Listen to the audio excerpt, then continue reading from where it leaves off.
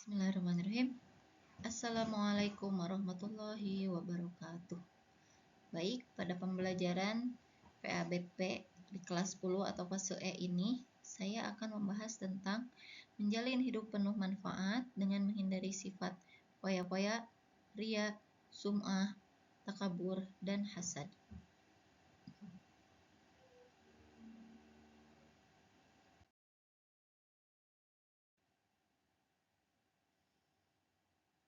Marilah kita mulai.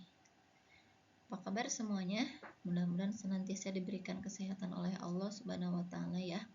Amin ya rabbal alamin. Apabila ada orang yang sedang sakit, mudah-mudahan segera disembuhkan dan sakitnya merupakan kifarat atau pengugur dari dosa-dosanya. Ya, bertemu lagi dengan saya Kurniasi dalam channel yang sama.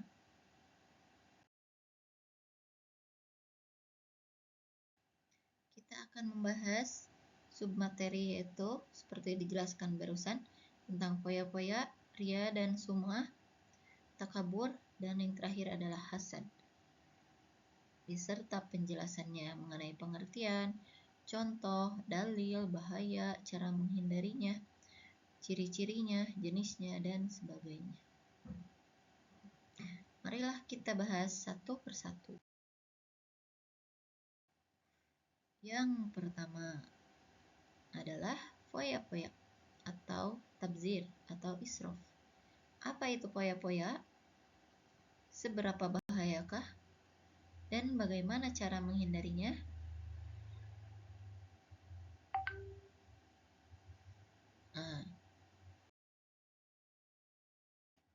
Tabzir atau israf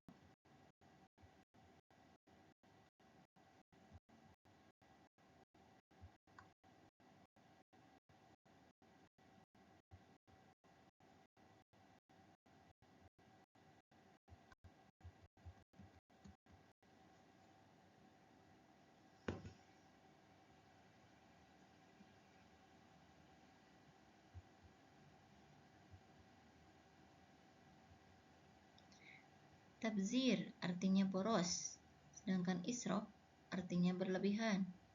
Jadi foya-foya merupakan sikap atau tindakan yang mana ketidakseimbangan antara belanja dan penghasilan.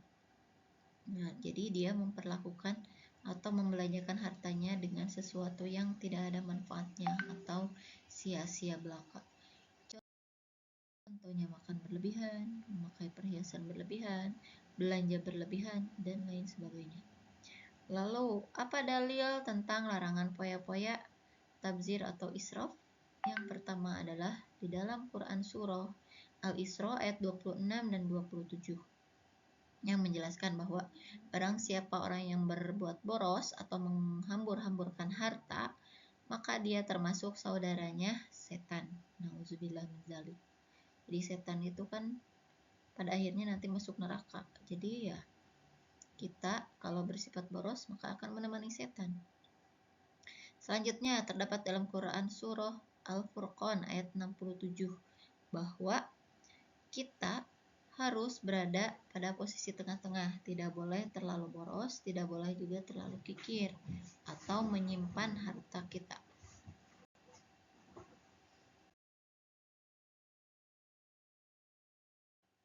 Nah, lalu bagaimana bahaya atau apa dampak negatif dari foya-foya, tabzir atau israf itu?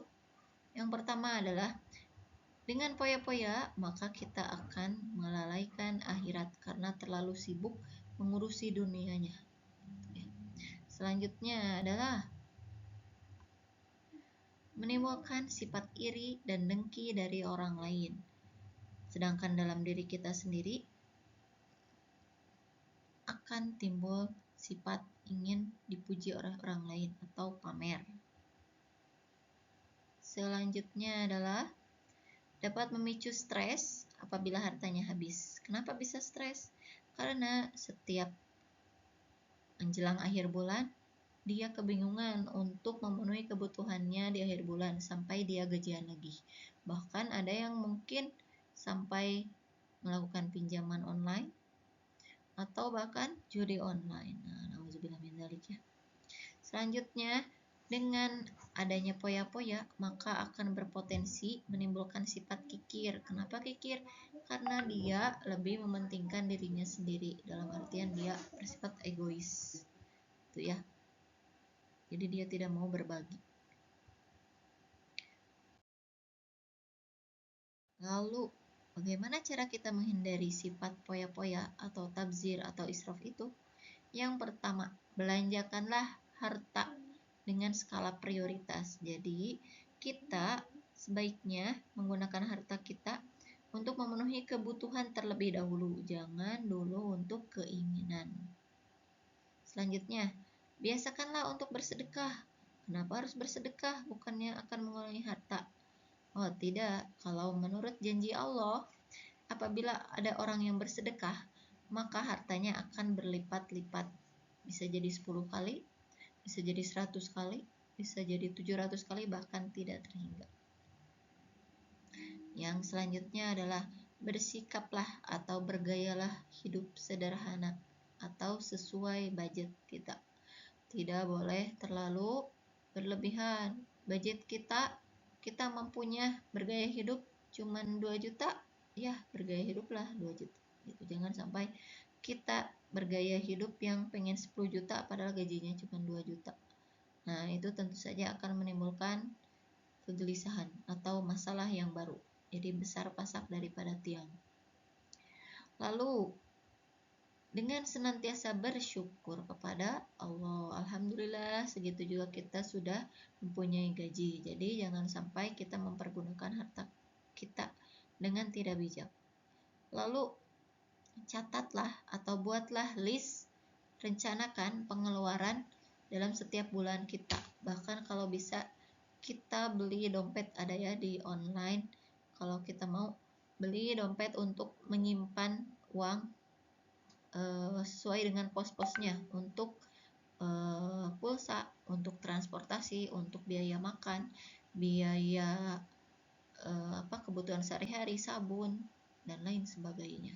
Dan ketika ada lebihnya, baru kita boleh sekali-kali untuk memanjakan diri kita atau memberikan reward bagi diri kita.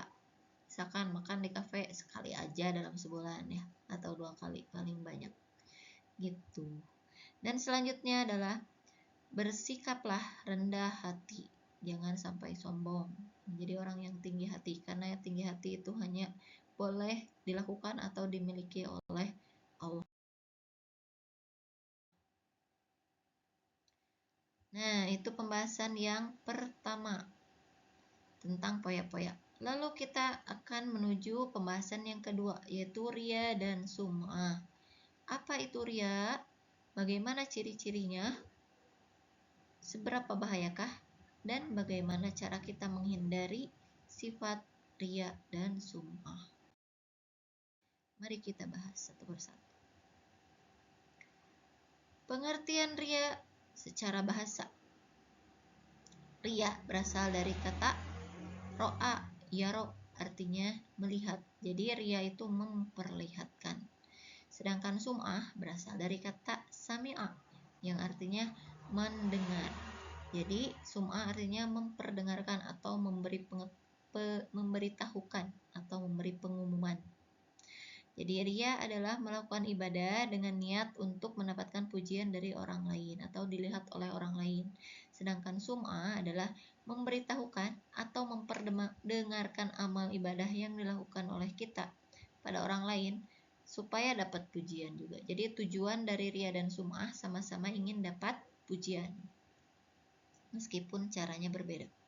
Contoh riya ya. Ketika kita sedang sholat, sedang sedekah, kita ingin selalu dipublikasikan supaya orang tahu, oh dia itu orang yang dermawan, dia itu orang yang rajin ibadahnya, supaya disanjung seperti itu. Ataupun contoh sum'ah adalah memperdengarkan ketika kita mengaji, sengaja mengeraskan suaranya. Itu contoh sum'ah. Atau juga bisa jadi kita bercerita kepada orang lain, hey, tahu gak sih tahun sekian itu aku sudah nyumbang loh untuk masjid ini. Nah, itu artinya sum'ah, supaya orang ingat ya, supaya orang memujinya. Lalu, apa dalil yang menjelaskan tentang larangan ria dan sum'ah. Yang pertama adalah terdapat dalam Quran Surah Al-Baqarah ayat 264, yang mana Allah memberikan ancaman. Wahai orang-orang beriman, janganlah kamu merusak atau membatalkan pahala sedekahmu dengan menyebut-nyebutnya, bahkan sampai menghina atau menyakiti perasaan oleh penerimanya.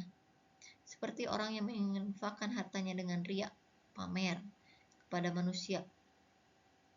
Nah, itu jadi tidak akan dapat pahala sebanyak apapun amal ibadahnya atau sebagus apapun amalnya. Nah, selanjutnya dalam hadis riwayat Ahmad dijelaskan bahwa sesungguhnya aku takutkan atas kalian adalah syirik kecil. Jadi ada syirik khafi, syirik kecil yaitu riya, sum'ah juga ya sama. Karena apa? Karena dia berani menyekutukan Allah, berani berniat bukan karena Allah, tapi ingin dapat pujian dari orang lain. Itu namanya riya, sum'ah. Lalu apa ciri-ciri dari riya dan sum'ah? Yang pertama, selalu menyebut dan mengungkit-ungkit amal baik yang pernah dia lakukan, meskipun amal tersebut sudah dilakukan bertahun-tahun yang lalu, bahkan puluhan tahun yang lalu. Selanjutnya, beramal hanya ikut-ikutan orang lain. Yang selanjutnya yaitu malas atau enggan melakukan amal soleh apabila tidak dilihat oleh orang lain. Lalu, bersemangat dalam beramal soleh ketika mendapatkan sanjungan. Sebaliknya, ketika dia mendapatkan cemoohan atau hinaan dari orang lain, dia tentu akan mundur dan hilang semangatnya. Lalu, melakukan amal kebaikan apabila sedang berada di tengah halayak ramai. Jadi kalau sendirian, males. Begitu. Amalannya selalu ingin dilihat dan didengar dan dipuji tentu saja oleh orang lain. Ekspresi amal ibadahnya itu akan berbeda antara ketika dilihat dan tidak dilihat oleh orang lain. Lalu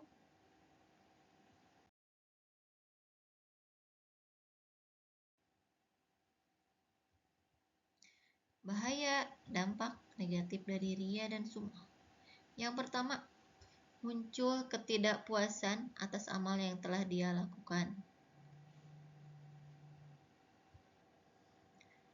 Selanjutnya adalah muncul rasa gelisah saat melakukan amal kebaikan, merusak nilai pahala satu ibadah, bahkan bisa hilang sama sekali atau nilainya cuma 0.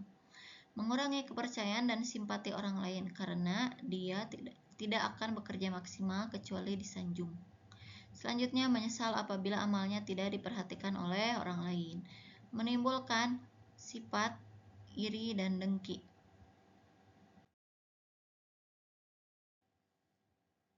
Selanjutnya, bagaimana cara kita menghindari sifat riya dan sum'ah? Yang pertama adalah luruskan niat kita hanya untuk Allah. Yang kedua, menyadari bahwa dirinya adalah hamba Allah. Yang ketiga, memohon pertolongan Allah karena yang akan atau yang dapat memberikan kita hidayah adalah Allah. Yang keempat, memperbanyak rasa syukur. Yang kelima, memperbanyak ingat kematian. Yang selanjutnya adalah membiasakan hidup sederhana. Yang ketiga yaitu pembahasan tentang takabur atau sombong. Apa itu takabur? Apa ciri-cirinya? Seberapa bahayakah? Dan bagaimana cara menghindarinya? Takabur atau sombong yaitu sikap seorang yang menunjukkan sifat sombong, merasa lebih kuat dan lebih dibandingkan orang lain, lebih hebat. Cirinya yaitu apabila dia selalu meremehkan orang lain dan menolak kebenaran atau batarul haq wa ghamtun nas.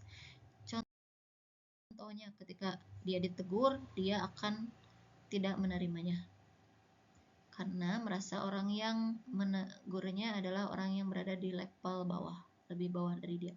Larangan tentang sombong. Sesungguhnya orang yang menyombongkan diri tidak akan pernah dibukakan pintu-pintu langit dan tidak akan dibukakan surga untuknya, dan akan dimasukkan ke dalam neraka sesuai hadis Nabi. Lalu Bahaya dampak negatif dari sombong. Pertama, dibenci Allah dan Rasulnya. Dua, dibenci dan dijauhi oleh masyarakat. Tiga, hatinya terkunci dari hidayah. Empat, mendapatkan siksa dunia dan akhirat, dimasukkan ke dalam neraka.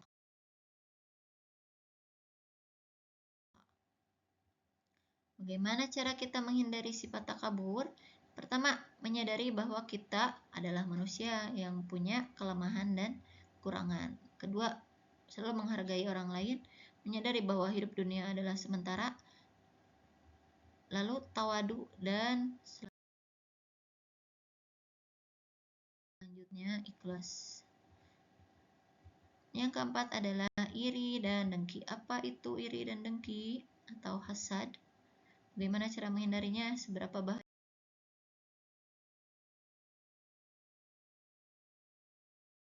bahayakah? Nah, yang pertama adalah pengertiannya. Kata hasad merupakan sifat yang merasa tidak senang terhadap kebahagiaan orang lain.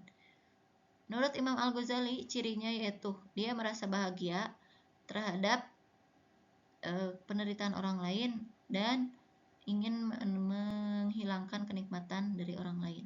Yang kedua, dia merasa kenikmatannya harus hilang dari orang lain meskipun dia tidak mendapatkannya.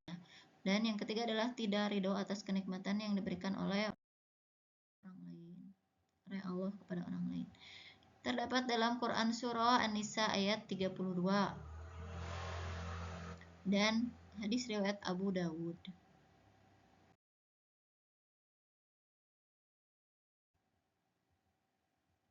Bahayanya, pertama dianggap meremehkan nikmat, mengakibatkan hangusnya amal kebaikan, dianggap menentang Allah, hati menjadi susah, menghalangi keinginan berdoa, dan merendahkan martabat orang lain.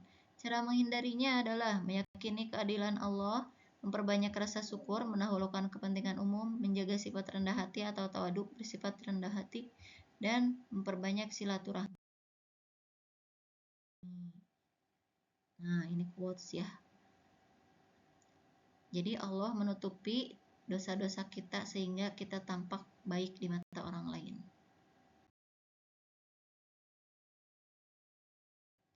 Oke, demikian dari saya. Mohon maaf apabila ada kekurangan. Billahi taufiq wal hidayah. Wassalamualaikum warahmatullahi wabarakatuh.